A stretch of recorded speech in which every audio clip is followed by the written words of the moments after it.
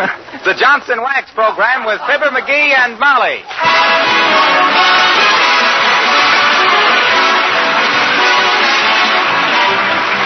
Your Red Cross button is a badge of honor. Wear it proudly for humanity and defense. Join the Red Cross today.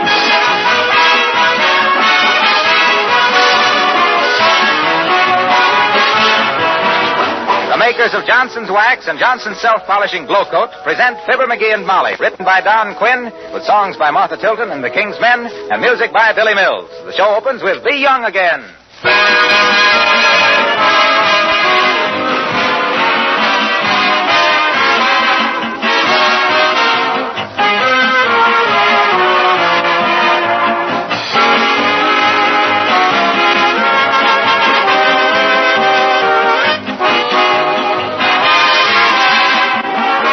Stop to think how various kinds of business are closely related to each other? In our system of free competition, there isn't any such thing as isolation. A new basic material or process is discovered, perhaps in a remote laboratory. If it's really worthwhile, it may cause far-reaching changes in the products of many industries. When the metal chromium was made available commercially, it certainly found a great many uses, all the way from dolling up your automobile to making handsome modern furniture. And to protect the beauty of these sleek surfaces, the makers of Johnson's Wax developed special wax dressings that are widely used by the manufacturers of chromium equipment. If you have chromium pieces in your home or office, you can protect them against wear and harmful fingerprints with genuine Johnson's Wax. You can keep the chromium on your car brilliant, either with Johnson's Car New or with Johnson's Auto Wax. It really is surprising when you begin to investigate the great number of uses for Johnson's Wax polishes besides those familiar to you in your own home. But play safe. When you order polishes, be sure they carry the name Johnson, your assurance of complete satisfaction.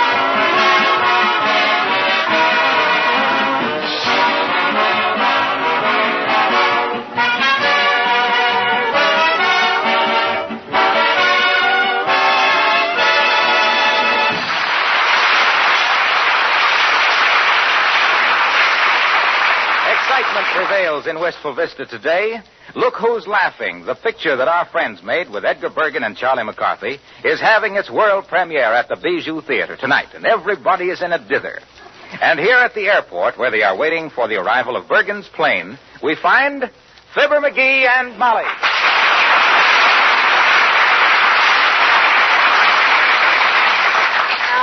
My, this is an interesting place, McGee. You know, we ought to come out here oftener. I think so, too. More planes. Oh, boy. Did you see that one, Molly? Yeah. That's one of them new military planes. One of the HICTIGs.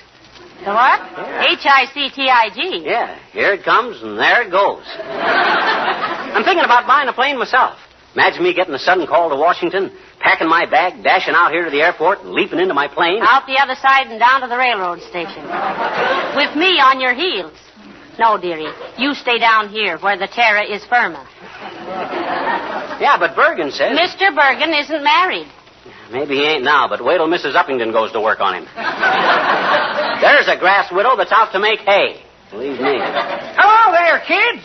You're just the kids I wanted to see, kids.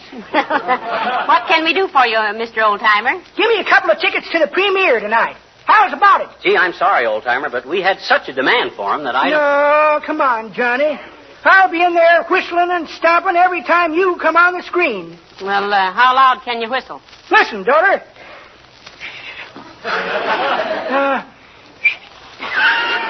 Well, I can stomp and holler, can't I?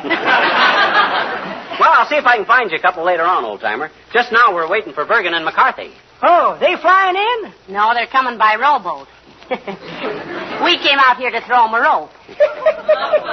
That's pretty good, daughter, you sassy little minx. But that ain't the way I heard it. The way I heard it, one feller says to t'other feller, says, I see where fellow was so... Is that so, says t'other feller. What makes you think that the other was on... Well, says the first feller, if they ever get out there... Make mine with onions.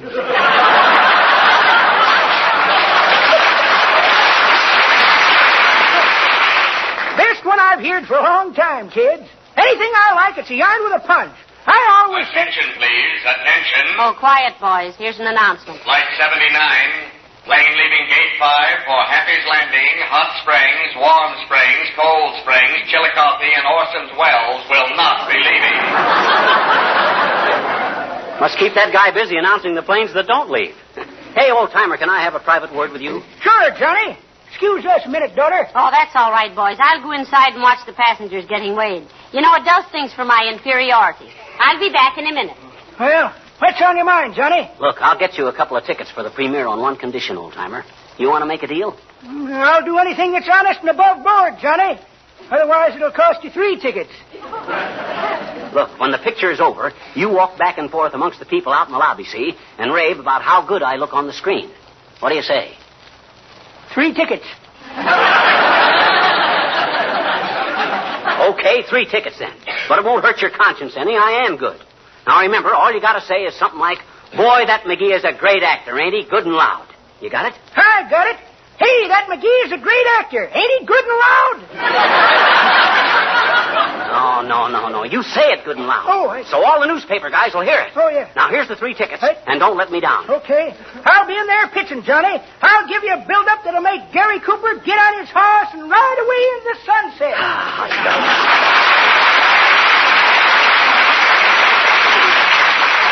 That was a great idea. Well, maybe it ain't strictly ethical, but... Well, why ain't it ethical?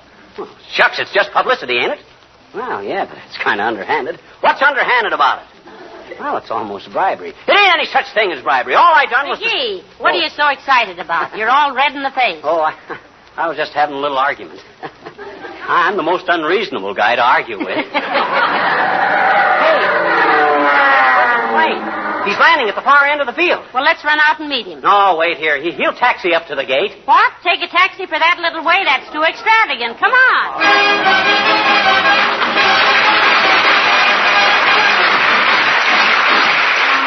The King's Men sing I Like a Balalaika. Won't you come with me down to the Russian quarter? You will hear a melody strummed by a Russian quarter. The instrument he plays is old as love itself.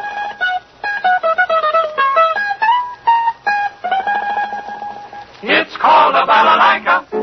I'm speaking for myself. I like a balalaika, a Russian balalaika, because the gal I like likes to hear the balalaika playing like a balalaika play. Hey, they play a passionata, concerto or sonata. They sing an awful lot of notes, and that is why I like to listen when the balalaika play. Hey, you know that steel guitars don't go with Sam. Oh, hi-yo-yam. The balalaika is all you hear in good old Russian atmosphere. Oh, the balalaikas make me want to taste delight, not waste the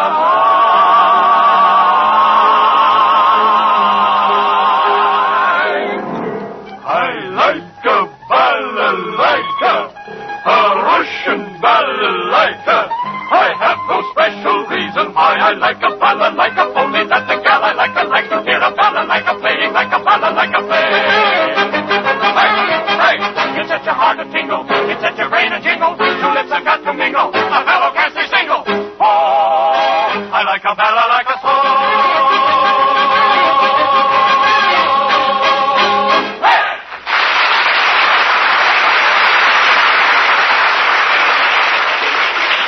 Hey, where's Bergen and McCarthy, Molly? They're up in Uncle Dennis's room. He won't be here tonight. He won't? No. He said he had an all-night gin rummy session, and between the two, he probably wouldn't be home. Oh, McGee, here's Mr. Bergen and Charlie. Oh, hi,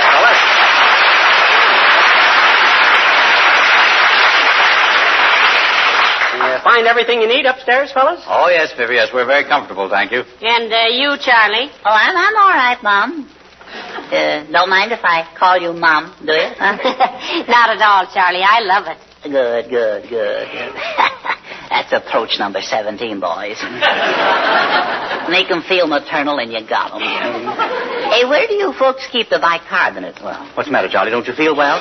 No, I had 15 butterscotch sundaes when we were waiting to take off this morning, and, well, they kind of sneak up on you, Yeah. I remember one time I was... Oh, dear. Come in. Oh, how do you do, Mrs. McGee and Mr. McGee? Hello, Abigail. Hi, Uppy. Who's the moose in the minx, Bergen? Why, Charlie? Why, she's a society leader here. Mrs. Uppington, I believe. Oh, is that so? She looks like a 5 and 10 cent baby from $1 million store. Charlie, will you remember we're guests here? Hey, Ed, I want you to meet a friend of ours, Mrs. Uppington. Yes, Mrs. Uppington. This is Mr. Bergen and Charlie McCarthy. Oh, yes. How do you do, Mrs. Uppington? I'm simply delighted to meet you, Mr. Bergen. I've been dying to meet you. All over or just your hair again, Uppy? Well, Mrs. Uppington has talked of nothing else for days, Mr. Bergen. She's one of your greatest fans. Well, that ought to cool you off, Bergen, huh? I take it you're going to the premiere tonight, Mrs. Uppingtail? Uppington, Charlie. Abigail Uppington. Oh, excuse me, Mrs. Uppington, excuse me. That's quite all right, you dear boy. After all, a rose by any other name would smell. You said it, babe. Will you watch what you're saying, Charlie? Well, there's many a slip twixt your lip and my quip, Bergen. Yes. You know that. Charlie is such an irrepressible little fella, Abigail. Of course, my dear, I understand. Oh, and I'm so glad I met them, so I could invite you all over to my home after the theater tonight for midnight supper. Oh, well, thanks, Uppy. We'll be there. I always have an appetite after watching one of my performances, Uppy. You ought to. You're strictly from hunger. Charlie. It's pretty bad. No, Fibber did a wonderful job in that picture. Wonderful job. Yes, sir. I remember what you said after the first day shooting, Charlie. Well, what did I say, Ma? What did I say? I know what you says. You says, what a character man he is. Yeah? That's exactly what you said, Charlie. No, not exactly. No, not exactly. Well, what I said was, man, what a character he is. I know. Oh, yeah. Well, how about this midnight supper, Bergen? Shall we sneak over to Snook's for a snack? Well, of course. Sure. And they have some laughs. Yes, we'll be there, Mrs. Uppington, and thank you. Oh, splendid. And it will be such a lovely night. I do want you to see my garden by moonlight, Mr. Bergen. Oh, no. Well, see you there. Hasta la wistful vista, as we say in Spain.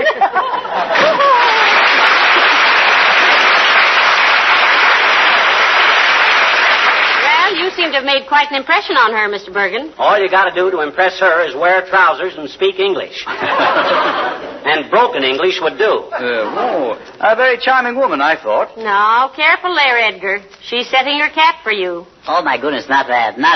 Well, what's wrong with that, Charlie? Did you ever see Bergen in a cap? I've seen Ed in a cap, and I thought he looked pretty smooth, Charlie. Well, he looks a lot smoother without it. Well, if you'll all excuse me, I've got to run up and get dressed. It's almost time to go to the theater. Oh, certainly, Molly. We'll run along now. We'll Hey, Fibber, how about... Oh, hello, Edgar. Hello, Charlie. Oh, hello, Harlow. Well, if it isn't the old polish promoter. How's your linoleum today, Mr. Wilcox? Pretty perky, Charlie. How's your coffee? Percolating pretty, pal. Are you going to the premiere tonight and see yourself on the screen, Mr. Wilcox? Oh, gee, I don't know, Molly. I'm scared. I guess I've got stage fright. Oh, you've got to be there, Harlow. You'll be expected to say a few words into the microphone, for the crowd. Honest, will I? Why, yes. Oh, it's easy, Mr. Wilcox. You just say what everybody else says. I hope you will enjoy seeing this picture half as much as we enjoyed making it. Work like dogs. What's try to always use. Oh, you mustn't be nervous, Mr. Wilcox. Well, I am. Every time I get in front of a microphone, I automatically start talking about Johnson's self-polishing Glo-coat. No, not this time, Harlow. Hardly fit the occasion. Well, I think I can make it fit. Oh, dear. Look, suppose I said something like, ladies and gentlemen, with genuine Johnson's Glo-coat, with its swift results and absolute minimum of effort and the elimination of old-fashioned rubbing and buffing, you have more free hours to see moving pictures like this. It's really a great combination, folks. Fibber and Molly work for Johnson. Johnson's make Glo-coat, which gives you leisure to see Fibber and Molly in the pictures. It's a vicious circle, isn't it? Well, how about us, Wilcox? We were in there, too, you know. What do you mean, Charlie? Well, why don't you say after the movie, ladies and gentlemen, enjoy a grand cup of delicious Chase & Sanborn coffee? Yes, in your beautiful, gleaming, spotless kitchen. Darn it, he did it again, didn't he? Well, I better run home now and get dressed. I'll see you later, folks. Doesn't he ever lose his gusto, Fibber? No. That guy thinks the 7 wonders of the world are the pyramids, the hanging gardens of Babylon, and 5 cans of Glo-coat. Well, I simply must be getting dressed, and you boys had better be getting into your dinner clothes, too. I believe you're right, Molly. Come on, Charlie. Go ahead, Button, go ahead. I'm going to wear pajamas. Oh, but pajamas aren't dinner clothes, Charlie. Well, they are if you eat in bed. Well, now go away, all of you. There's a book here I want to read. What is it, Charlie? Well, it's Peoria High School Annual for 1912. It's a murder story. That's what it is. What do you mean, a murder story? Well, look at this picture, you. It kills me. Come on, Molly. Come on, Ed. See the character. Peoria High School. I'll bet he was voted the student most likely to succeed, making a chump of himself. You know, come in. Hi, Mr. McGee. Oh, you're not Mr. McGee. No, you can say that with a glad smile. My interesting little intruder. Gee, I bet you're Charlie McCarthy, I bet you. I am, indeed I am. Charles McCarthy, man of the world, man about town, and man of pumps, boys. I'm going to work. You a local girl, beautiful? I say, are you one of the neighborhood nifties or one of the more impressive imports? Not that I don't want to be personal, because I do. Well, I live in that greenhouse across the street. Is that so? A greenhouse, huh? Most appropriate, I blooming well think, my blossom. You mean as a bouquet, I'm okay, huh? Yeah. You're the girl of my dreams. Let's take a walk in my sleep sometime. How's about a date for the premiere tonight, huh? Oh, I bet you don't want to go out with me, Mr. McCarthy. Oh, come. Let's not stand on formality. Let's jump on its face. Call me Charlie, huh? Or better than that, wouldn't you like to call me Chuck, huh? Yes, I would, Chuck. No, not would, Charlie.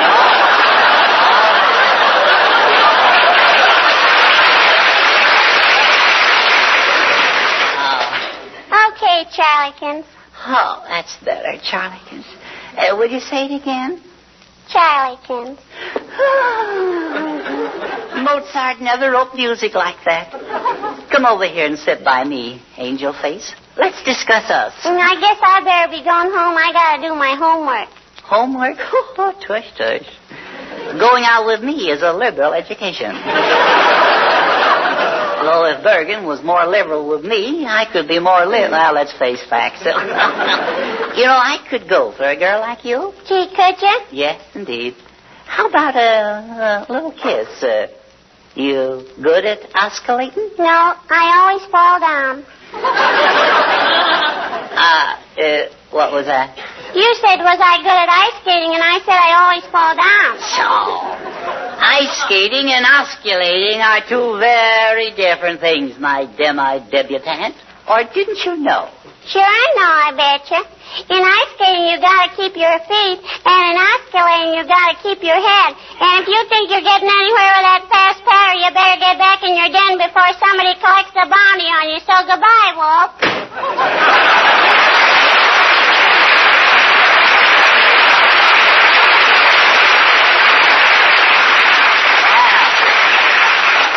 Scuttle my schooner and call it no sail. Hey, Bergen, lay on my evening clothes. I'm going with you.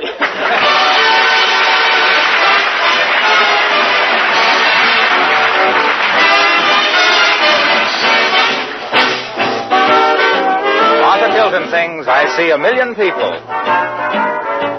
I see a million people, but all I can see is you. I hear a million voices, but only your voice comes through. I wait for your footstep, I've waited before. I know that it's you. If you knock on the door, I'll know you're around by the sound of my pounding heart. I see a million faces, but what do I really see? A million little traces keeps bringing you back to me. And try as I may to forget to care, what can I do if you're always there? I see a million people, but all I can see is you.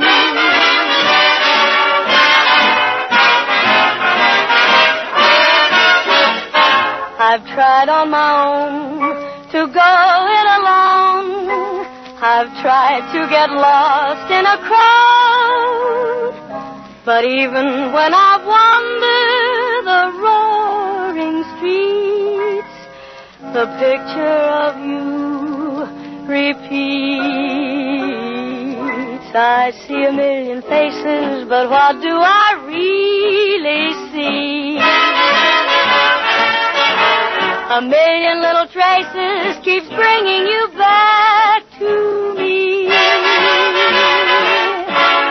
try as I may to forget to care, what can I do if you're always there? I see a million people, a million little traces, a million kinds of voices and 100 million faces, but all I can see is you.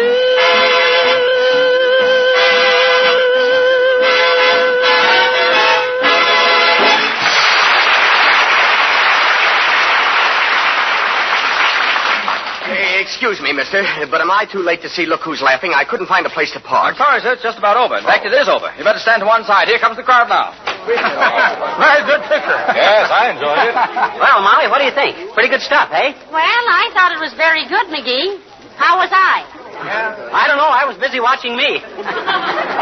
How was I? I don't know, and for the same reason. Oh, hello, Mayor Latrivia. Did you like the picture? Yes, indeed, Mrs. McGee. I thought you did a simply splendid piece of work. How about me, Trivial? Is it true what they say about me being another Barrymore? It's possible, if there must be another Barrymore. Good night. Good night, Mrs. McGee. Good night, Mayor. McGee, where are you going? In the box office. I want to use the telephone and call the newspapers. Going to tell them what a success it was. Come on, Molly. I'll tell them. Hey, Bud, you mind if I use your telephone? Who are you? Don't you know? He was the star of the picture tonight. Oh, yes. I didn't recognize him, Mr. Bergen. Go right ahead and use the phone. Oh, hurry up, McGee. I want to go out and hear what people are saying. Okay. Hello, operator. Give me the Wistful Vista Gazette or the... Huh? Oh, is that you, Mert? You're at a time like this. How's every little thing, Mert? It is, eh? What's say, Mert? Your brother. Thrown in the hoosgow, eh? Oh, heavenly days. What for, McGee? The police force elected him king of the cops for 1941, and they're building him a throne in the hoosgow. They're building him a throne in the hoosgow. Say, Mert? Line's all busy. Okay, I'll call later. Goodbye, Mert. Why don't you do it again? Come on, Molly.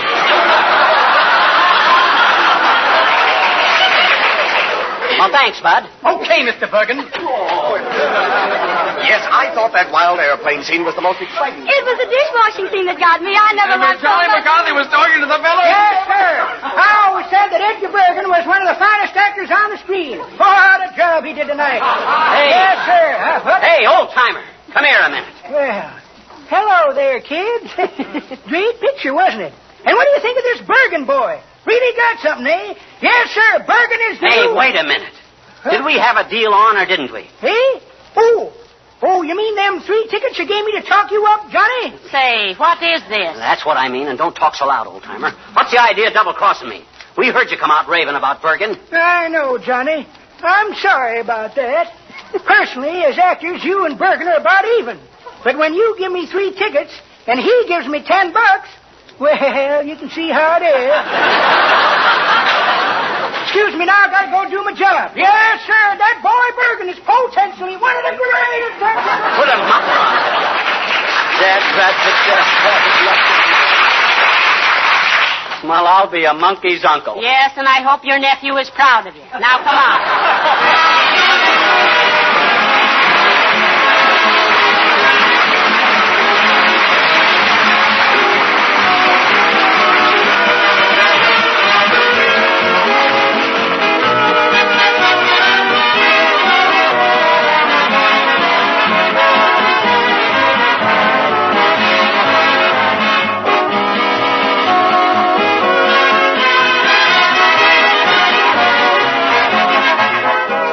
Much has been said of late about our standard of living.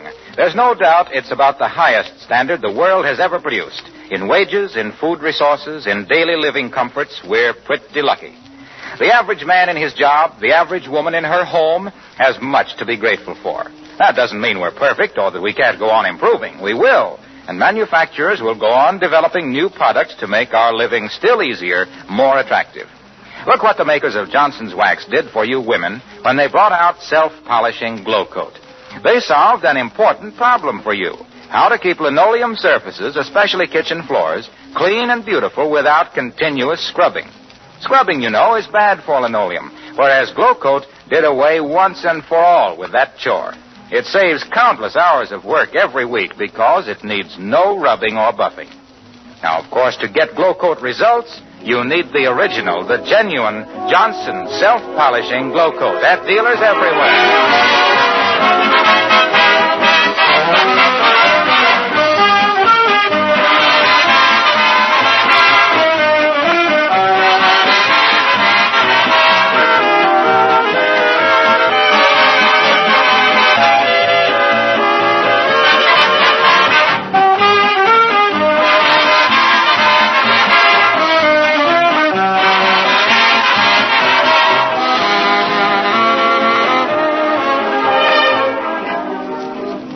Ladies and gentlemen, Edgar Bergen and Charlie McCarthy will appear at the Golden Gate Theater in San Francisco tomorrow, Wednesday, for the opening of the picture we made together, Look Who's Laughing. Yes, and we hope you'll all go see them.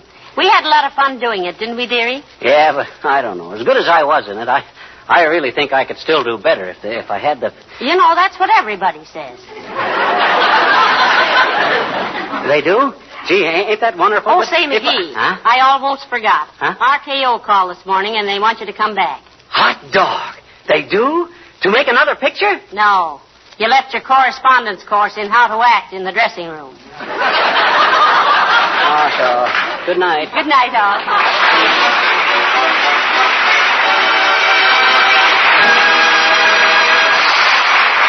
This is Harlow Wilcox, speaking for the makers of Johnson's Wax Finishes for home and industry. Inviting you to be with us again next Tuesday night. Good night. Makes a hard job easy. That's what many thousands of car owners are saying about Car New, Johnson's new auto polish that both cleans and wax polishes in one application. Car New does two jobs at once. Saves work, saves money.